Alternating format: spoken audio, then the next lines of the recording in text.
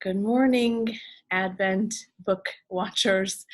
I'm Lori, and welcome back to my channel, Books, Ink, and Paper, on day 13 of this Advent book exchange, Friday the 13th, which is always a very lucky day for me. We are going to enjoy our last full day here in our little place in the woods and in Colonial Williamsburg, so it'll be an exciting day. Yesterday, we went to Christmastown at Busch Gardens, Virginia, where they had over 10 million lights, not 40 million, and it was very pretty. It was very cold, very, very cold. You know, I was thinking about that all night, and growing up in Chicago, I do remember it being very cold. I also remember us not spending a lot of time outside in the cold, unless it was snowing and we were playing in it. But I think the difference is we didn't have amusement parks that were open in the winter that people would go walk through for hours and hours. But it got pretty, it was 36 at like 5 o'clock. So we didn't stay long after that, but we had a lovely time. It was bright and pretty, and I'm glad we did it. So day 13, I have a great prompt. I just glanced at it as I set it down. So it said, let me read it this way. Tell me what it you plan to do with this one wild and precious book. Now, that could be a reference to Mary Oliver's poetry. It could be that it's not, but Megan and I love Mary Oliver. My sister was a big Mary Oliver fan, and we were very, very sad when she died. And but that is one of her quotes. So it's exciting to take a look and see what this is. It's actually not that quote exactly, but it's like that, very similar. Tell me, what is it you plan to do with this one wild and precious life, is the quote.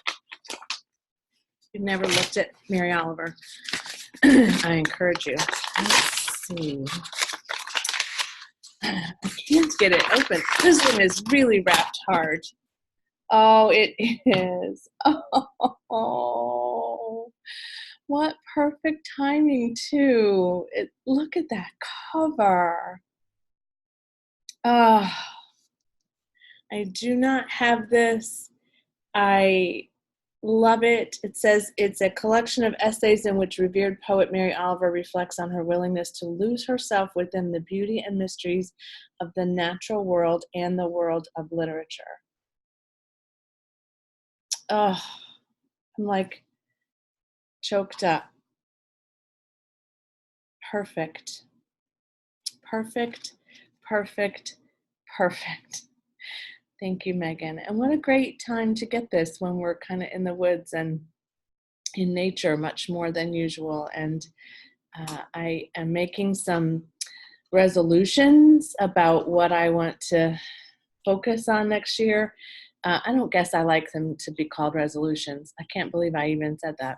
I usually call them intentions, but maybe because I'm listening to stuff about politics this morning and hear about politics in the 18th century, and just a lot of words like resolution have been coming up. Anyway, I set intentions for the year, and I'm really thinking about what I want to do in 2020 and what I want to set as an intention for myself and for my business. And so this is definitely a book I will read and cherish. Thank you, thank you, thank you, Megan and Mary Oliver. And if you've never taken a look at Mary Oliver, I really encourage you to just Google her and look up a couple of poems, like The Journey is one that I love. There's just so many. You can't go wrong, I don't think, with any of them. So lovely.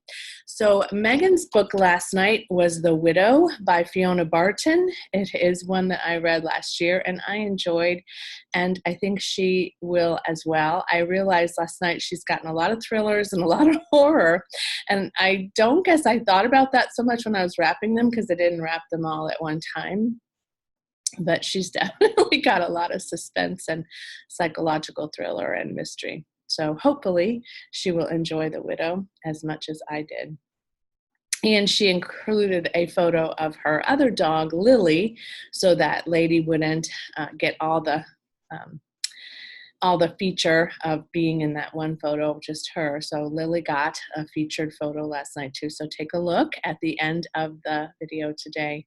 I hope you're enjoying this series. Many of you have commented that you are, and I really appreciate that. I hope that you're finding some books and things that you love and that you might want to give as gifts to yourself or to others. And as always, I hope you have a beautiful Advent Day 13 and happy, happy reading. Bye.